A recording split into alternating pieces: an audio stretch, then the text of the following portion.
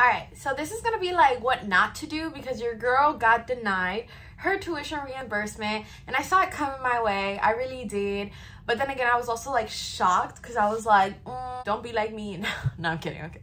I'm gonna tell y'all like what y'all need to be doing in order to get this approved. I obviously didn't do what I needed to be doing, and that's why I got denied it. And that's fine, because we're gonna talk also about like the amounts that tuition reimbursement gives you, and we're just gonna get all deep into that stuff today, because I am feeling a little hurt. Okay, I'm gonna just push on to some game, because I know that's one of the biggest like benefits and perks that I tell a lot of people about, and it is awesome. And you know, just because I got denied, like I said, I did it to myself, so that doesn't take away the awesomeness of that, you know, benefit. I guess it definitely doesn't take the awesomeness from the company.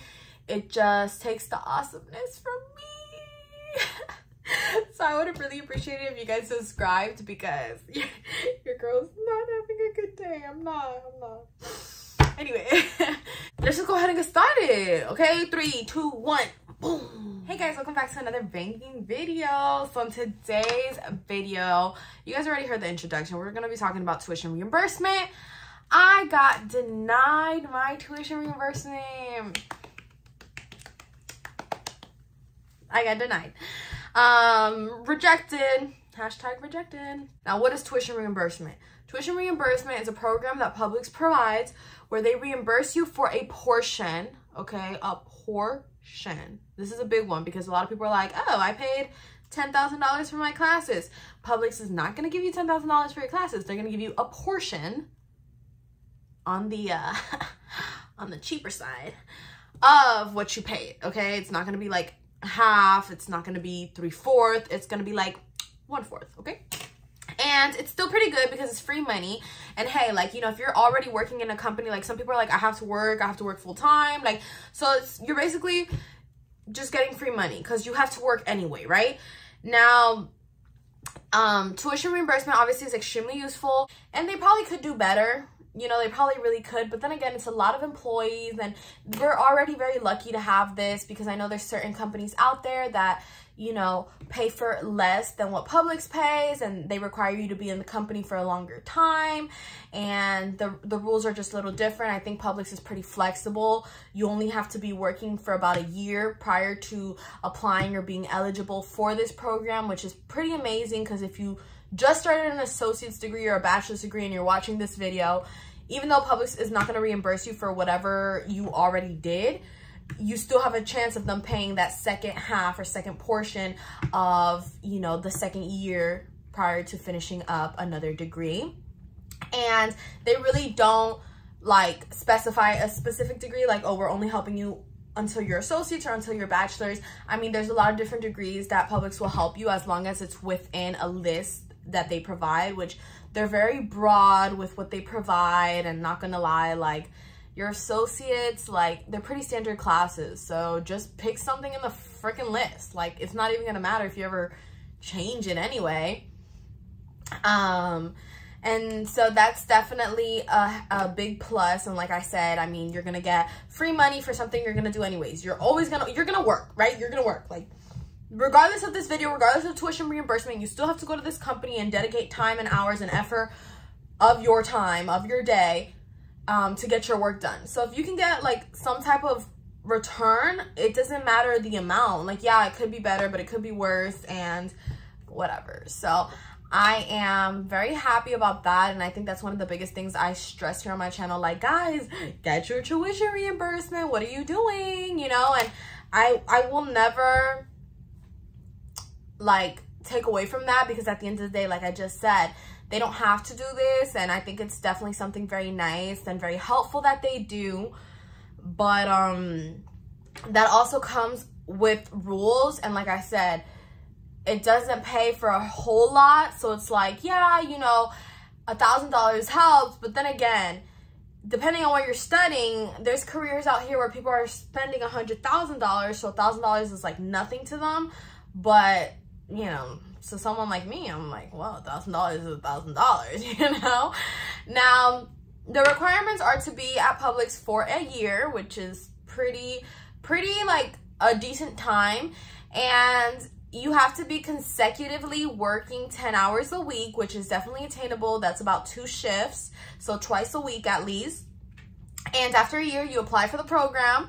Everything's online. If you guys needed like a detailed video of me telling you guys how to apply, what to fill out, what forms you need, go ahead and comment down below, because I have no problem doing that. But everything is going to be online. You print out all the paperwork and you just sign everything. You have to say like the name of your college. You have to say your PIN number at work so that they can verify that you are an active member, like an active employee at Publix, and so that they can also verify that you're an active student at whatever school it is that you're going to, and so that they can also verify that you're actively seeking a current degree, not a degree you already did. I had this question for the longest time, and I'm like, okay, I just found out about this program. Can Publix reimburse me, you know, the few $100s they were gonna give me for the last 2 years I did of college?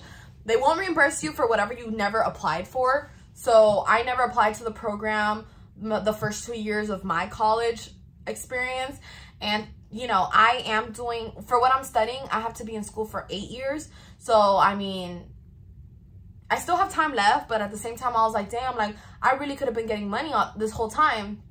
And it does help out. Like, I know to some people, like, especially if you're studying a career like me, who's a career that's 8 years, you're studying most likely an expensive career. But, bro, $100 is $100. $20 is $20. $1,000 is $1,000. Like, there's been so many times where I'm like, that money would have come in clutch, even though, yes, I have to pay a lot more than that. That's not even 1/4 of my tuition. Okay, great, but it helps.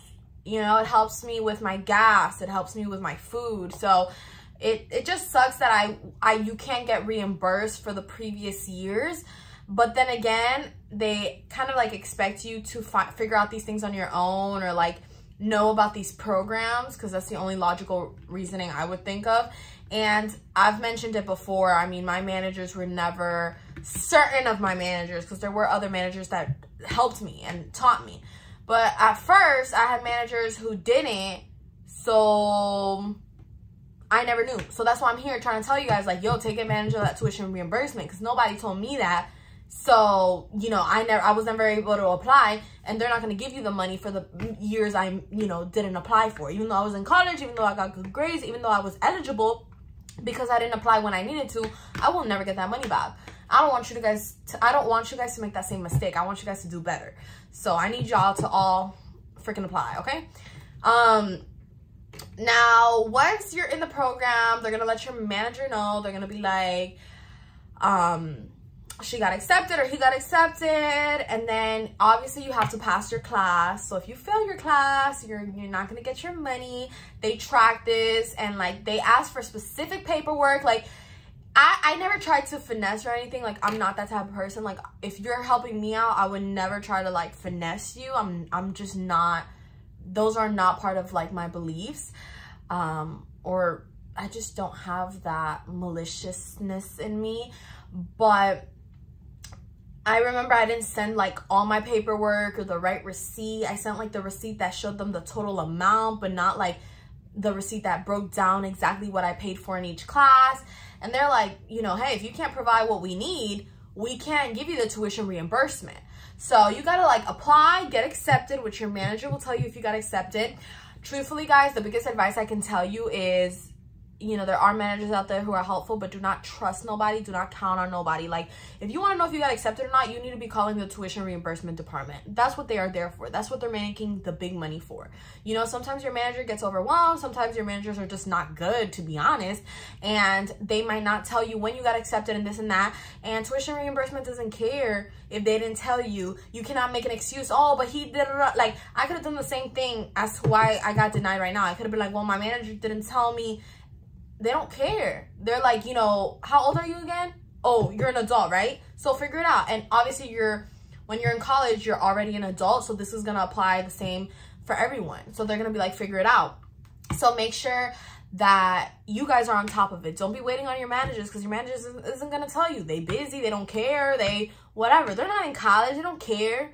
So be on top of your own game, to be honest. So once you get accepted, great, pass all your classes, then you got to submit all your paperwork, which is usually like the receipt of the classes, the receipts of your payment, exactly what you paid out of pocket, exactly what FAFSA paid for you, because they're not covering what FAFSA paid for you.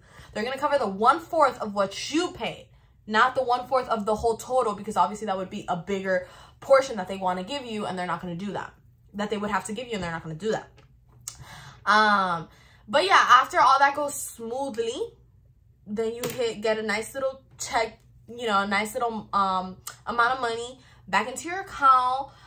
I've only been successful at this once, because I found out about a year ago, so I did it. I got a percentage of money back into my pocket. Now, because I have a portion of my school paid for, and then obviously, like, if you have scholarships and stuff like that, like, that's what I'm saying, you know, that counts as a portion of your school paid for. So I feel like what I pay out of pocket is a little bit less than what the class is worth, because a portion of it is covered. So I actually got reimbursed exactly what I paid out of pocket, which was super nice. So I really felt like I went to school last semester kind of like for free, because I had a portion covered through Publix and a portion covered through something else. So that was honestly super, super ideal, because even though, like I said, a portion of my schooling is covered, the other portion I have to pay out of pocket. And it's an attainable portion, but it's still, like, you know, can be hard, especially with all the books and stuff that these teachers want. I mean, I've had teachers who, like, the book is more expensive than the actual class. Like, I hate teachers like that, to be honest. So it's still, it all still adds up if you're paying out of pocket. And then this last semester that I just recently did, I just actually finished it. So I guess it was like my current semester. I tried applying for that, and that's the semester that I got denied. So I was really looking forward to, you know, getting a little bit of money back in my pocket, treating myself to a nice meal or something, because I haven't really been doing that since I had to pay for my classes and stuff like that. And then, like I said in the requirement part of this video, you need to be working 10 hours a week. And so I've talked about it in other videos, me and my manager, you know, ups and downs, and I got, you know, I'm only working now once a week. I wouldn't say I got my hours cut. Like, I want to work once a week, but I told him I needed to be working 10 hours. And then he just kind of like played with my schedule and gave me 5, and I didn't say anything. So he just thought it was like, okay. And I was offered to pick up other shifts, and I could have definitely made up my 10 hours through that. But I didn't pick up other shifts. I also got like sick the last 2 weeks. And like, so I worked like, I didn't even work the last 2 weeks, honestly, because I thought I had COVID. So I'm losing all that. I'm losing my 10 hours. And the thing is that it's not based on a weekly average. It's based on a cumulative average or something like that. So it's like all of it added up, divided by whatever number they're doing, whether it's divided by the weeks or the months, whatever. So if like I take a week off of work, that's fine, but the following week I need to be working 20 hours instead of 10 to make up for the 10 that I missed. So it has to be a weekly 10 hours that you're meeting. And so like, yeah, people go on vacation, sure, people this and that, but then the week after that you need to be meeting the hours you missed. And so like the last 2 weeks I didn't work, and then this week, even if I would have done 10 hours, I needed to be doing 30 hours this week in order for me to make up for the hours I lost. You get what I'm saying? And I'm not doing 30 hours in 1 week right now at Publix, because I do already like 25 hours babysitting, and there's weeks I do 35 hours babysitting, and I'm not about to have a 70-hour week just to get, you know, an extra $400 a year. Like, you can do it, but I just, you know, I've also been just really busy doing my things, and it just depends on a necessity thing. And I thankfully I've been also applying for scholarships, and there's other ways to also get money through school, which is what I'm doing right now. So I'm going to be getting monthly money through something else for school. So I was like, you know what, I'm not going to kill myself for this company. Not to mention that like I was having problems with my manager at work, so it was like becoming an emotional thing. So I was like, even though I know I'm capable of doing 30-something hours a week, I really want to put up with this, because like I'm going to put up with not only having to work, but also like my self-esteem, I feel like going lower, because my manager does not Like, me and him are just not on a good page, and like my environment always takes a toll on me, and that's why I like to work in a positive work environment, and I don't feel like that's where I'm at right now. So I'm gonna be taking the appropriate measures there to fix that problem, because I'm not gonna stay somewhere where I'm not valued or appreciated.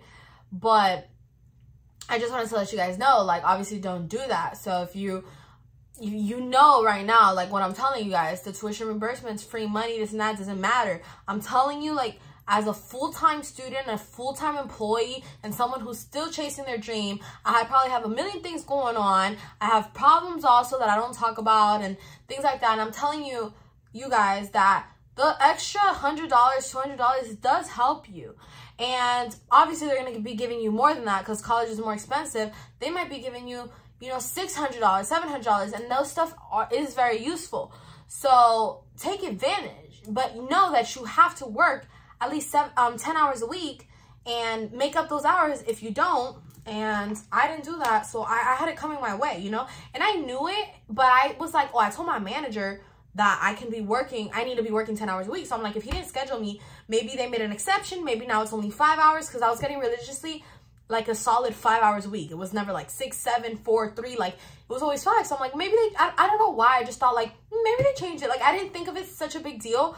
But then again, I don't think I was also like in the right mindset, because I was like, whatever. Like, if I don't get tuition reimbursement, I still get a portion of my college paid for, and I'll just, you know, work for the other portion or apply for scholarships. Like, I've never really relied on Publix to help me with schooling. So to me, it was just a plus, but it was never like a I have to type thing, because I've just never relied on them. So obviously it's different, because I rely, let's say, on some other things to help me through school. And if those things stop like giving me money to go to school, or scholarships or whatever, I'd be probably freaking out. So it's different. It depends on like what companies you're expecting to give you money. I never really expected it from Publix. Like I said, I did the first 2 years of college and never got anything from Publix. So I thought it was one of those things that was too good to be true, but it's not. I tried it out and I did get back some money. So I'm telling you guys, take advantage. But then the second time around, I didn't get the money. I got denied because I didn't meet the hours, and that's understandable. Again, I wish my manager would have probably said something to me, but the communication between me and him is pretty bad, so I didn't expect anything more. But to be honest, that's about it. I know some of you guys are probably like, why don't you just reapply? Like, you've been in the company for 4 years. Like, you know, you have more than enough time in the company. You have to be active for like a full year, working 10 hours a week. So I would have to start from zero, basically, even though I've been in the company. And it's crazy, because the first 2 years of Publix, I was working like 30-something hours a week.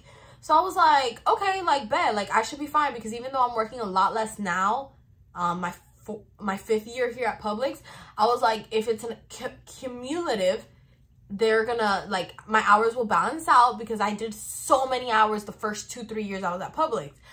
But it's based off of a 1 year thing, not off, you know, 2, 3, 4 year, 5 years, 10 years, whatever. It's based off that current year. So for the last year, I feel like at the beginning of the year I was doing a lot more, and now I'm doing a lot less. So it does not balance out.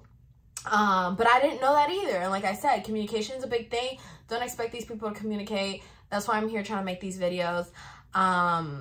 But just know that, you know, the 1 year, it's a thing. So I would have to wait right now for a whole full year, working 10 hours a week. My manager is like, I don't know if I want to work 10 hours a week for him. Maybe somewhere else, maybe someone else, not somewhere else. I want to stay at Publix, but maybe a different manager.